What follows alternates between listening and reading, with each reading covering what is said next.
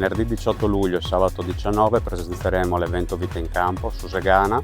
con la nostra azienda Metos Italia SRL. Presenteremo il DropSight, che è un innovativo sistema per determinare e valutare l'efficacia dei trattamenti utilizzando una applicazione dotata di intelligenza artificiale e di una app per il telefono che vi permette di fare la valutazione del trattamento. Una volta trattato un test di piante si fa un prelievo delle foglie campione che si vuole analizzare e all'interno di questa camera oscura viene praticamente processata l'immagine e mi viene come output la percentuale di deposizione del prodotto e quindi un sistema oggettivo per valutare l'efficacia del trattamento e non più un sistema soggettivo come era quello che veniva utilizzato con le lampade a fluorescenza in cui la discriminante era l'occhio umano.